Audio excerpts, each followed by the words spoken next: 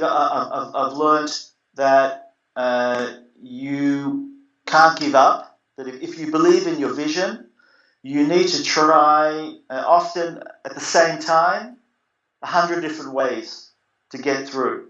It needs to be top-down type of advocacy, where you're seeking to directly reach the decision maker and convince the decision maker, but that in itself is insufficient. It's rare that a decision maker leads. It's rare that a leader leads. Sadly, the life lesson of mine is that most leaders follow. Most leaders are incredibly risk averse. They're fearful of the vocal elements within their constituencies. And therefore, if you want leadership to be empowered, you need to speak to their constituencies. And you need to try and educate constituencies to become vocal.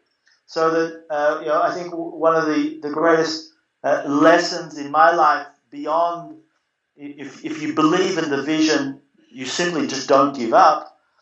But it's much more than that. You create the circumstances by design to help leaders lead.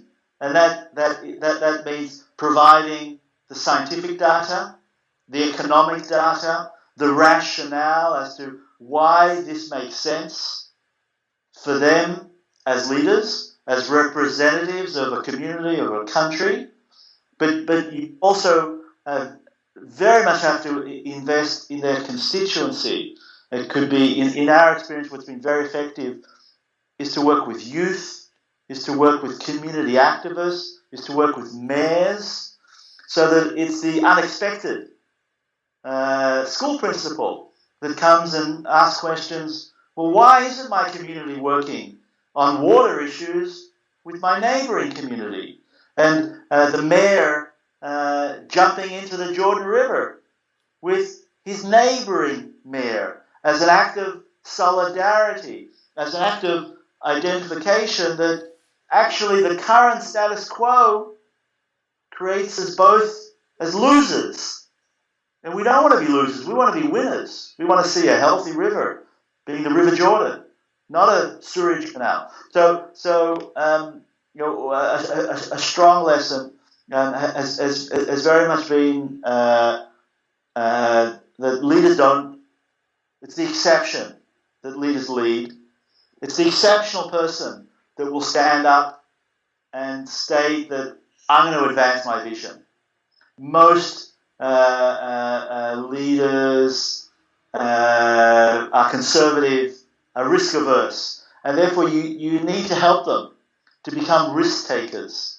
It won't happen by itself. It has to happen by design, and that's the investment that in our organisation, all of our activities invest in helping leaders become more risk averse to advance the vision. In our case, a shared vision that we've put on the table. I see leadership as being an act of trying to advance a vision. I see youth in different school programs being our true leaders when they come to their mayor and say, why aren't these issues being dealt with? Asking those questions, requiring accountability. To me, that's what real leadership represents, is asking those hard questions and expecting answers and not being satisfied with the status quo. Not for the benefit necessarily of self, but for the benefit of the community, be it the community, the direct neighbourhood that you live in, or the watershed that you live in, expanding those boundaries is very crucial to leadership building, because we have many different characteristics that describe us. Yes, we're Israelis and we're Palestinians and we're Jordanians, but we're much more than that. We're residents of a community that has a neighboring community. So in the early years of the organization, we were all about top-down advocacy, and 100% of our effort was focused on writing position papers and bringing together experts and presenting those expert reports to our respective ministers. And we found that that wasn't convincing. It wasn't enough. It didn't motivate. It didn't speak to the fears that they have to overcome if they're going to be the risk takers, the leaders that we want them to be. Although much of the vision work, we need to know what we want. We basically ask 3 questions before undertaking any task. We ask, why is it important? What's gone wrong? And how do we get it right? But quite uniquely, we ask those questions together. Why is it important to Israelis, Palestinians, and Jordanians together? What's gone wrong in a common fact-finding effort as to understand why is there such a demise of the river or another water resource? And most importantly, how do we get it right? What is the common vision that we're calling on each one of us to undertake?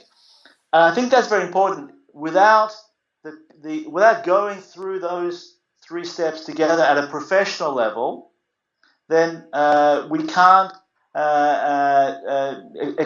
espouse that message to the broader constituencies, to the broader communities. So I do think that we first of all have to understand sort of where we've come from and where we want to head, and be able to argue that case before we start even approaching youth and mayors and other activists.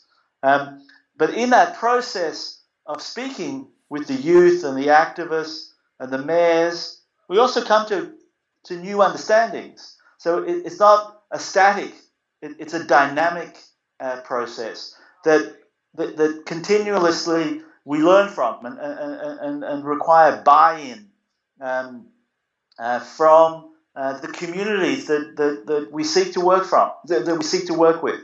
And then when we do get to the ministers, then there too, it's a learning process with them as well. It's a learning process that that we need to adjust to their interests and their vision and their objectives of how they want to move things forward. So it's not something static. It's something very dynamic, but without having a vision, a clear understanding of why, of how and where, then we can't be effective.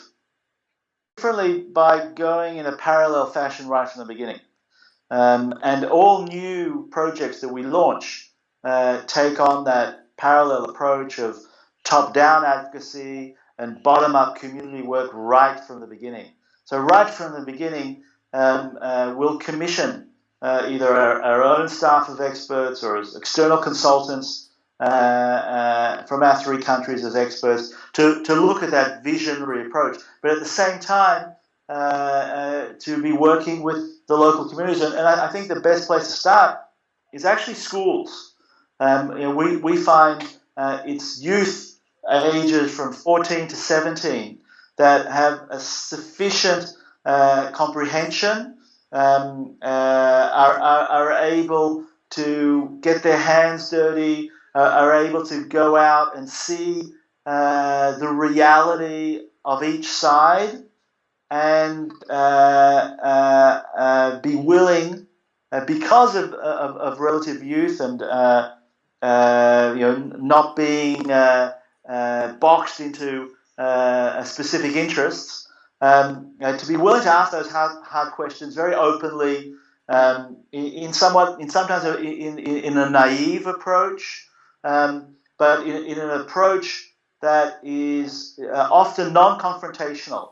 When a youth from a school comes to the mayor and asks questions as to, well, why is there raw sewage flowing in a nearby canal or stream? The mayor is not interested in giving him 101 reasons why that stream. The mayor wants to tell him how he's going about to clean up that act, because it's his parents that will vote for this mayor. It's the broader community. There's no possibility. There's no room for explaining to youth the horrible political, complicated and lack of economic. The youth wants to see, to hear what is the mayor doing to move this forward. What are the solutions? And the mayor, in our experience, doesn't see these questions as questions that are questioning his authority.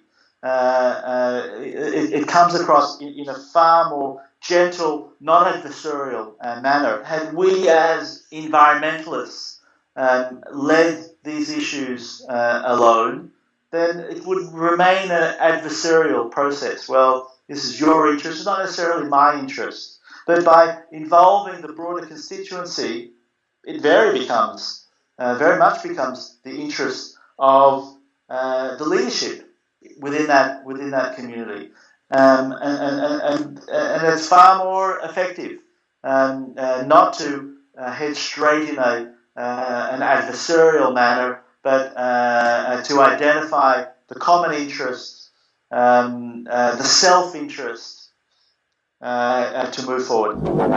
Wow.